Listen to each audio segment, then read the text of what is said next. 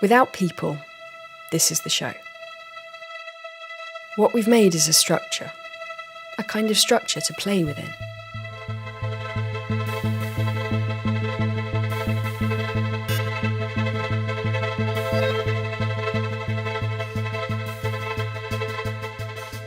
When there are people inside the structure, it becomes a show. It's a piece for a group. Lots of people talk about theatre as a shared experience. We're interested in how people have different experiences of what they share. In this show, The Justice Syndicate, everyone is a juror. They review evidence on tablets and try and reach a majority decision. We're asking them to draw conclusions about whether the accused is guilty or not guilty, based on the information they receive. The show plays out differently, depending on how they fill in the gaps. So, trying not to infer, and when other people infer, like, oh, she must have felt like this, and he must have been like that, it's kind of like, well, you don't know, and you can only use what you're given to make your point. And so it's quite, and then when that comes to clash, where you're like, oh, you're just assuming, you're not actually, there's not physical evidence to back your point up, and they disagree, it can get quite heated. And really understanding and listening to see how people form opinions about people and how they judge people. The conventional view on how we make decisions is that we will look at all the evidence and then weigh it up rationally to come to a decision. But what we know from neuroscience and psychology is that there is a lot more going on in the automatic, intuitive parts of our brain. And those parts of our brain make us jump to conclusions on very little evidence. Now, what that then means in terms of our rational, or how we think of our rational decision making, is that we start justifying that decision that our intuitive parts of our brain are offering to us. And so rather than rationally analyzing the evidence, we may be justifying our intuitions to convince ourselves that we're making the right decision. The system running the game also uses the data it has about each person, how they voted in the taking the temperature votes, how long it took them to vote, to subtly differentiate each player's experience. So the piece uses machine learning, in particular polynomial regression, to try and accurately predict how are jurors leaning throughout the piece. This may be trained on specifically how long they take to vote, whether or not they look at specific evidence, or how they even interact in group discussions. By using this data and analysing it in real time, we're able to accurately change and adapt key pieces of evidence to try and suit a specific narrative. And by doing this, we're able to actually predict how the outcome is likely to look. However the gaps end up being filled will make the show very different. It'll be objectively different. Different conversations will take place to previous or future shows. It'll also be subjectively different. Juror 7 will have a really different experience to that of Juror 1, which throws up some questions about what a critical response looks like. How can you tell if the artwork is any good? Sure, you can review the structure. Does it break? Do I understand what I'm being asked to do? Do I find it repetitive in a way that causes my attention to drift? But those are questions about the structure, and the structure isn't the artwork. If the people and their actions are the artwork, then in a critical response, you'd kind of be reviewing yourself and the other people. But if you don't know the other people outside this context, how do you know what the artwork has invited and what is just them being how they are all the time? Even if we take a step away from what a critical response would be, how do you go about even documenting the experience that one person had? The control system that Joe has built does a version of this. So what we are collecting throughout the play is people's responses, how long they look at evidence, whether they vote guilty or not guilty, whether they choose to exclude someone from the jury. What that type of evidence is going to allow us to look at is how people make decisions, how quickly they come to a conclusion about the culpability of the person, whether they switch their vote sometimes throughout the game, and what types of evidence that it is that makes them switch their vote. We use this documentation, the anonymised data we've collected, to help us predict what will happen in future. The accuracy of the piece improves based on the number of tests we do. So with machine learning, the more data you have, the more accurate it will likely be. Every time we run this piece, it collects a huge amount of data about every juror, and we collate that with the final verdict, whether or not Dr. Huxtable's found guilty or not guilty. And by doing this multiple times, running multiple pieces, we're able to improve the accuracy of our predictions throughout the piece.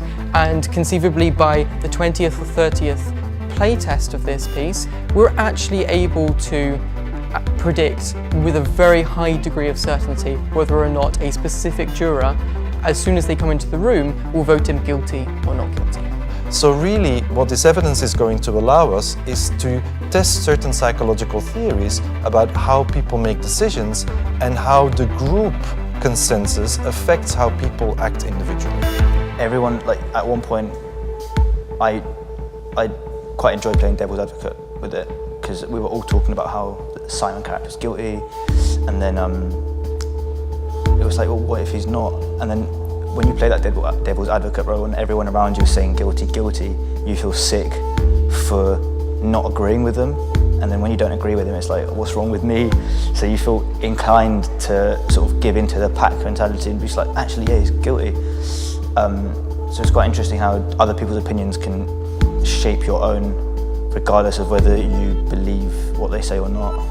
I think just the responsibility of making that decision when you have a gut instinct, and the legal decision might be different to your gut instinct decision. And so, you know, you're sitting there all the time thinking, God, if this was real, how would I feel walking out of that courtroom? It felt very real. It felt like there was a lot at stake and we really had to get it right, even though you knew it was a game. Knowing that you might, as a human, have like your morals and like a real human instinct to make an assumption and form an opinion about a situation, but what a jury has to do, like with concrete evidence, and make that decision, which is really difficult. That will stick with me. The film is also imposing a coherence on what happened. It fills in the gaps to keep your attention. So there's layer upon layer of interpretation going on. The original idea has evolved through collaboration. The game is experienced by each player. The memory of the game is experienced by each player. The combined story of the memories of the game turned into this film by people who want you to think it looks interesting, want you to fill in the gaps from what we've shown you, to imagine something that you'd want to be part of. So maybe it's not a documentation anymore. It's more what we want to have happened. I want people to have a conversation with a group of strangers about something really important, to perhaps disagree with each other, to perhaps encounter people outside of their echo chamber. I want it to be fun. I also want people to feel like they can go to some more challenging places. I think art can do something which is put a frame around difficult subject matters, which means that within the game, people are okay to talk about things that in normal life they might want to avoid. I want people to have an experience of finding out that when we're looking at the same evidence, we might still come to very different conclusions. I'd want the jurors to have fun. At the end of the day, this piece has a lot of very important topics, but it's important to just go with it. That's shit. What's the point of that? How do you want them to feel? I don't know. I don't really. I'm in the corner, like freaking out about turning the page. I don't know. When playing this piece, I want the jurors to enjoy themselves. This is a piece that has very important topics, but ultimately it works best when the group is having fun and they are really involved in the content. We play tested the game in development, and some of the people told us they experienced some of these things. It was when two of the participants were asked to role play the internet chat. You know, you might watch that on a drama on television, but when you've got to read it out yourself, you know, it was a very powerful moment, yeah. When we had the guilty or not guilty vote halfway through, and 12 people said guilty, myself included, obviously, and then by the final decision, we all, or at least the majority, had voted on not guilty. So it was quite cool to see how, it was quite weird to see how throughout the process everyone sort of changed their minds. There's something about that difference of experience being the point. It's part of why we make audience-centric work, because it naturally invites different approaches, perspectives and experiences. It's naturally polyphonic. The people in this room need to reach a verdict, sure, But that doesn't mean setting aside everything that makes them different. They have to learn to coexist in that difference, to find a way to disagree civilly, like in life. When people are saying, oh, that's enough evidence that he's guilty, it's kind of like, well, it's not enough evidence. So yeah, difficult, but after a while you kind of had to yield. Yeah. Felt like when we were disagreeing with a purpose. You know, it felt as though we were testing each other's ideas and our own ideas. You kind of were glad of the opportunity to hash it out a bit, so the disagreement felt positive.